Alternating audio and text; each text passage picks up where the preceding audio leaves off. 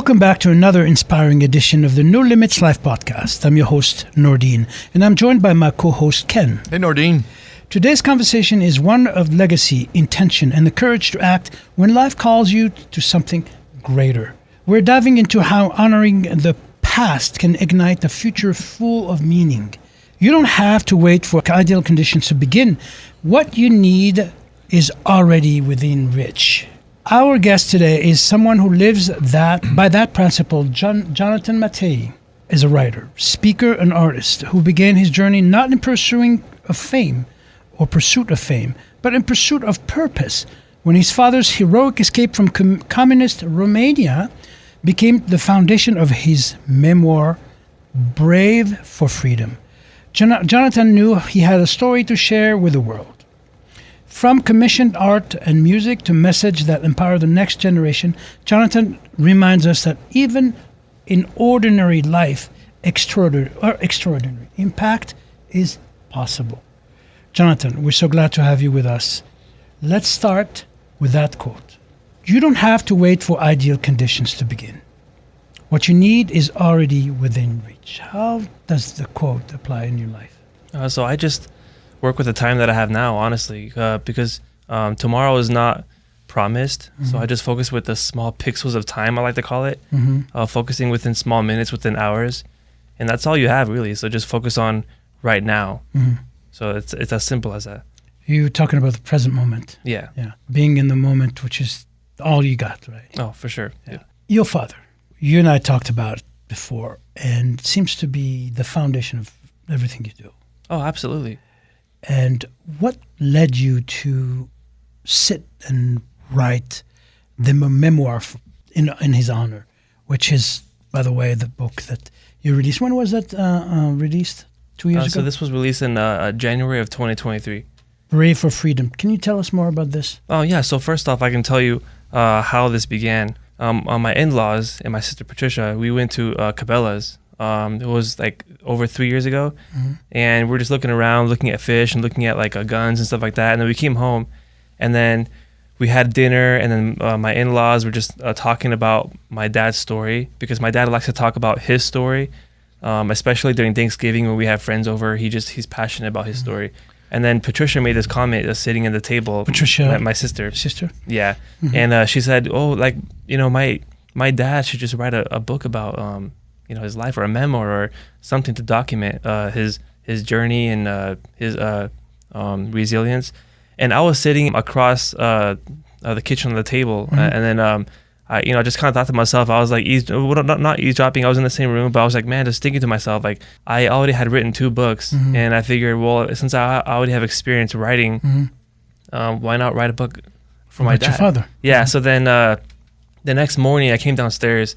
Just brainstorming and thinking, should I do this, should I not? Because writing a book is, it's a journey, so it can be hard. So I figured it's not could be hard. It is hard. Yeah, a book that is written from the heart and the mind takes you back to every experience that you're writing about.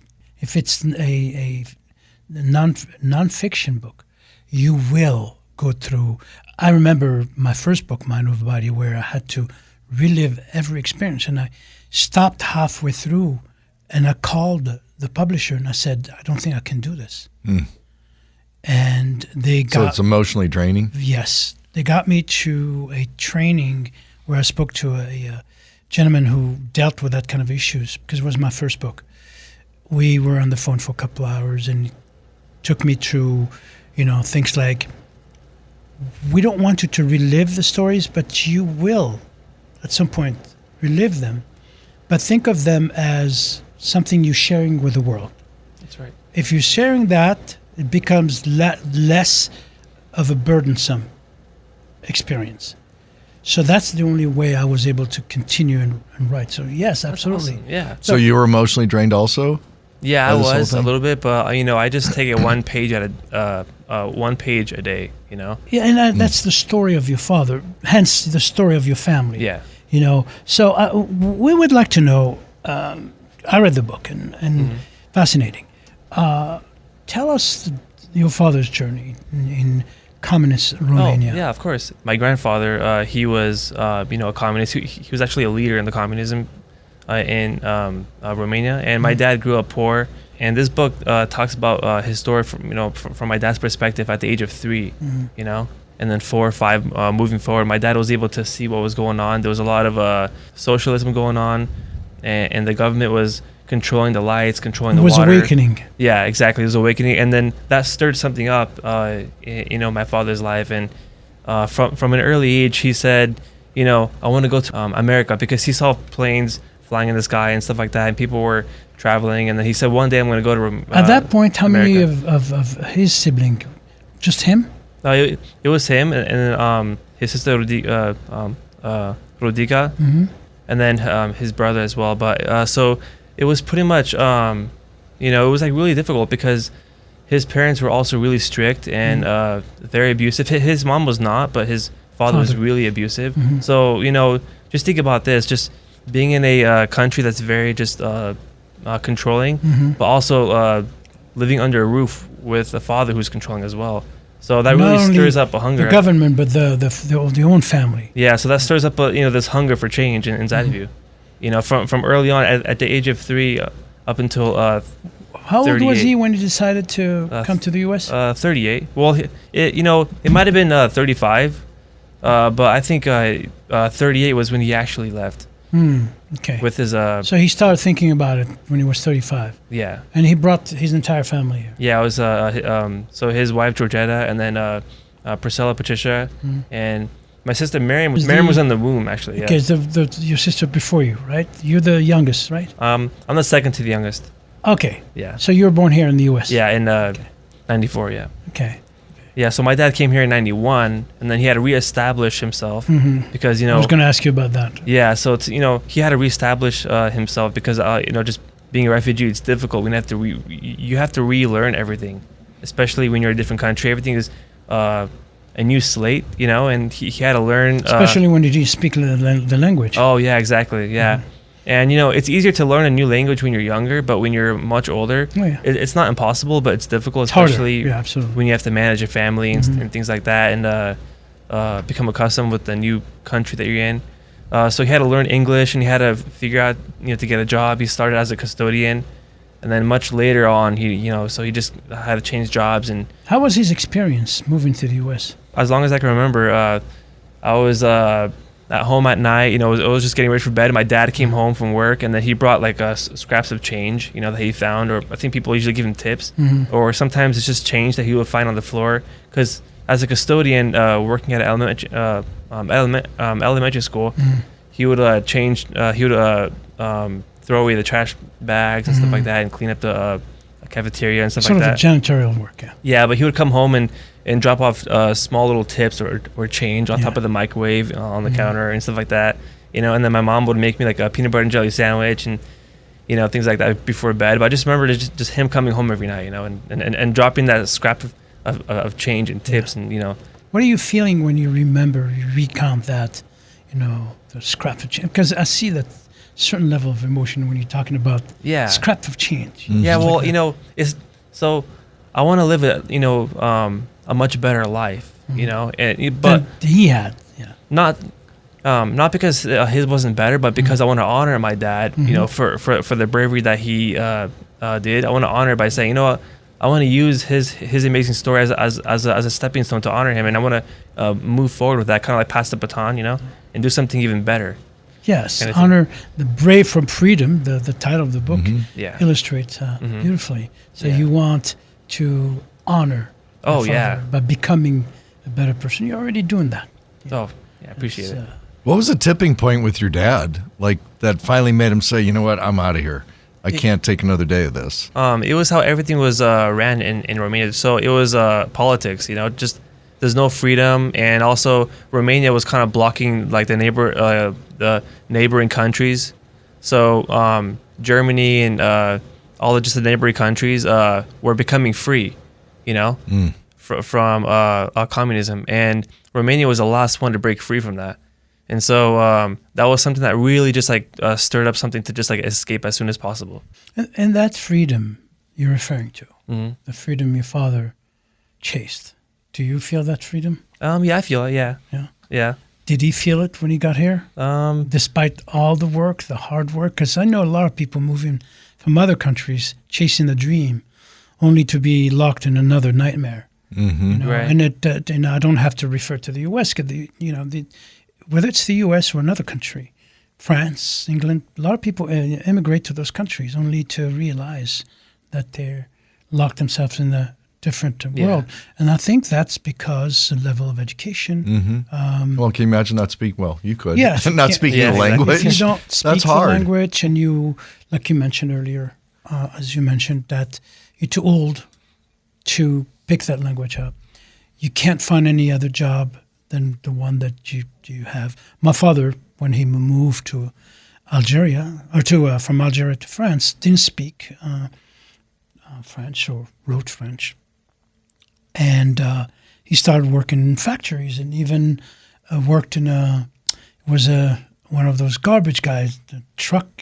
Oh, yeah. Not garbage driving truck. the truck, because he never had this license. Right. My father never had license. So he stood on the back of the In the truck. back. Yeah. And he actually sued the company years later. He lost. He almost died. One of the doors, the driver opened the door too early, and it knocked him unconscious. Wow. He was in the hospital for a couple of weeks, but then and that's how we learned so much about how it feels to be in a different country, not having the adequate skills to have a better job, not being educated, missing your own country, and all these things, and that led me, like you yourself, to honor him, to do something that he would be proud of me, and I was able to do that because I was driven by that. Just exactly. Yourself, we are driven by our parents, dream for freedom. Going back to what you were saying, yeah, like my dad knew that freedom from the moment that he, wanted change. Then he saw it inside of him, and then he was making it a reality. Do you notice, guys? All the shows we have. Mm-hmm. He just said he knew. Yeah. He saw. Knowing and seeing where you want to be. Not feel, but it's know and see. important into the achievement of your goals. Whatever it doesn't have to be to immigrate to another country. Mm-hmm. It can be to get a diploma. It could be to get succeed in your relationship. It could Milestone. be anything. Yeah. But you need to know what it is. Sure. Once you see that in the screen of your mind, the automatically trigger what I call the magic within, which is the power of intention. Now you intend to go after it because you know what it is. Mm-hmm. It's impossible to have intention before knowing what it is you want. Intention comes from knowing what you want to achieve. Exactly. So he intended, once he saw it, once he felt it, he intended to leave. But the thing is, there was something that happened before his escape. So because he knew what he wanted and he saw what he wanted, but it wasn't a feeling. Otherwise, he would have stepped back. He saw something and he knew something. So he tried escaping with his friends over a cornfield, and I think you know the story too. And then so pretty much he got caught, and then he got arrested, and he had his AK-47 this barrel down his in his mouth, and so back then those police forces had any right to shoot and kill if they really wanted to, but I think there was some sort of divine intervention. I think God didn't want him to die. There is absolutely a divine intervention. There is also the divine intervention always triggers something in you, whether it's fear or love. In the case of your father, he was driven by love to go to escape, but also he was afraid. Mm-hmm. Yeah. Okay, so he was going from fear to love. So yes, he felt something. He felt afraid and he felt love. Okay, so that's the only way he was able to escape. About that escape, tell us a little bit more about that escape. Obviously, he didn't have a visa to come here. No. So how did he end up being here? So pretty much what happened was when he was in prison, in the prison cell, he slept, but then when he had it when he was sleeping, he had a vision of the clock that was already mounted on the wall in real life. Wow. You know, but he had a dream of that clock spinning like a time lapse. Mm. And then suddenly he had a dream of like the prison door opening. Oh. But then he woke up. Door opening. Yeah, but then he woke up and actually he woke up to a loud noise, and then the door actually opened in real life, and then he Wow. escaped. Yeah, and it's crazy. He escaped And- from prison. yeah. So yeah, and then he ran out, and then so what happened, to get to your point, was he went to the American embassy, and he told he told the people over there that he was arrested for trying to pursue an asylum, and because of that, the fact that I think Ceausescu, the president back then, said that if anyone tries to like escape because they want to like seek asylum and get arrested, well, on your second attempt you can actually escape because of that, because they honor that. Oh yeah. Yeah, so that's what got him out of there. Wow. Yeah, and most people were flying out to Italy, but my But he dad. came to the U.S. Yeah. That's what I asked my father. Why did you move to France? Why did you didn't go straight to the U.S.? Did he come? Did you end up straight in Tucson, or where? Oh no, so I was born in Modesto, California. Okay. Yeah, for 9 years, and moved to Arizona.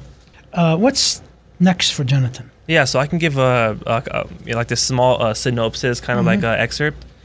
So pretty much, I talk about the word worry, and if you go into the Greek, the word worry can be divided into two words, or two meanings. But it means merimna, and merimna means when you worry, which causes your mind to be divided and it's split into two separate directions. And Which then so it is so the two meanings meaning it's obviously merimna, but like when you focus on the current state of today, but then you're worried about tomorrow and the regrets of yesterday, and you're unstable.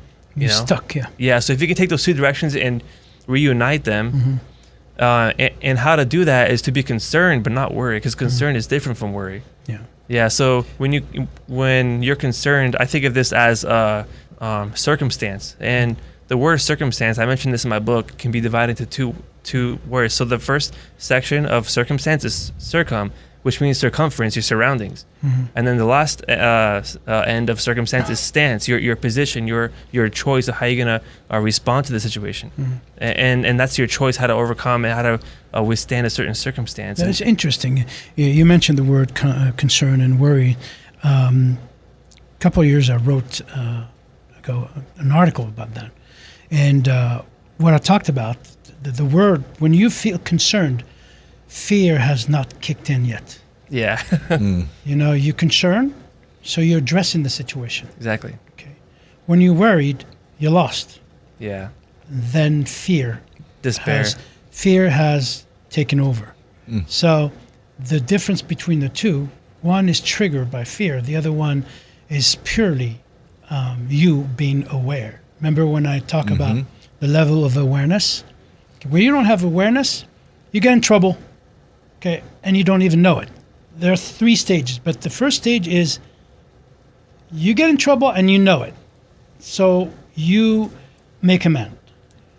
The second level, before you get in trouble, you stop because you're aware you're about to get in trouble. The higher level of awareness, you don't get in trouble. And that's where you're in a blissful moment in your life. That's where I want to be. That's bliss, where you don't get in trouble. But us, humans, we do get in trouble. Awareness allows us to make a distinction, And again, being concerned is awareness. Exactly. Being worried is fear. So what inspired you to write it? So this one or the upcoming one? Well, I mean, are you able to talk about the one coming up? Yeah, I could talk about it. So a what little bit. inspired you to write the one that's going to be out in September? Right after this book came out, I went to a business meeting with my friend Roy, and he had this entrepreneur, like this millionaire guy, came in, and he said that you were born looking like your parents, but you die looking like your decisions. So I think that was really interesting, and then that sparked something in me because I was born poor, but the thing is, the future tomorrow is not here yet, but I can do something about it. Mm-hmm.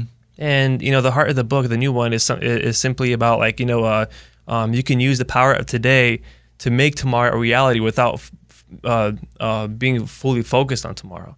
Because and also in the book I mentioned that like if you're focused on tomorrow, then you miss out on today's opportunity, and then if you focus too much on today, then you miss out on tomorrow's opportunity. So it's kind of like that idea. So you have to focus on that balance. Mm-hmm. Interesting. There's a powerful quote from the Dalai Lama that says, "You do everything once.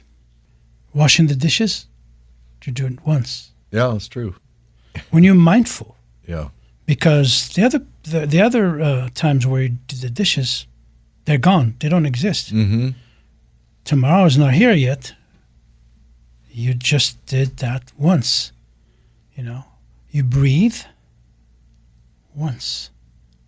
You think one thought at a time. We do every single thing once. Pixels. And Exactly. We do it in pixels. we may never do them a second time. Yeah. So that's how life is precious, but only when we live it in the present moment. Yeah, exactly. When we are gone in that illusory world where we worry about is irrelevant. It may not even happen. Mm-hmm. Okay. And if we start thinking about the things that we regret, I like to go to the past for one reason only, to recall positive events, Yeah, so I can emulate them again. Reference and Okay. stuff. Yeah. So remember that, victory. How did it feel? Just to get you out of the funk. Sure. But going back to the past is futile unless you're going back to learn something, to use it now And not dwell on it. and not dwelling. Yeah. I was a good dweller at one time. Yeah. Yeah. That's not good. I think it's fair to say that Yeah. every one of us, at one point or another in our lives, we're dwellers. Mm-hmm. We dwelt about issues. And also, I think the biggest reason why we do that is because we have five senses. We see something, takes us back. Mm-hmm. We smell something, takes us back. We touch something, we start thinking about something else. Our trip or voyage to the past is based on that. Mm-hmm. You remove all that, not going anywhere, but you're here. I want to thank you for there's so many things. I know that you're fascinated with music, and we were talking about it earlier before we started the recording. You like to play drum. You an artist. You draw beautiful. Do you just do cars, or do you do other things? I do landscaping. I do painting with acrylic. And you have a paint. website for that, right? No, I don't. It's more like private. So Okay. I usually have people come to me. I never reach out. Okay, so people ask you to draw for them. Okay. Yeah. Okay. So you do that, and you write, and you have a busy life. Oh yeah, I do. And you are, how old are you? 30. 30, young fellow, huh? Yeah. Young guy. Yeah. Yeah, so thank you. Thank you Oh. very much for being in the Appreciate show. it. Yeah, no And problem. keep inspiring people. I Keep will. doing what you're doing, okay? Thank you. Uh-huh. Well, I want to thank everybody, our viewers, our listeners. Thanks so much for joining us today with Jonathan, Nordine, and myself, and Emilio, our director-producer. So if you liked this episode, please share, like, comment, subscribe, and we look forward to seeing you again on the next No Limits Life. Just follow your heart. All you gotta do is follow. All you gotta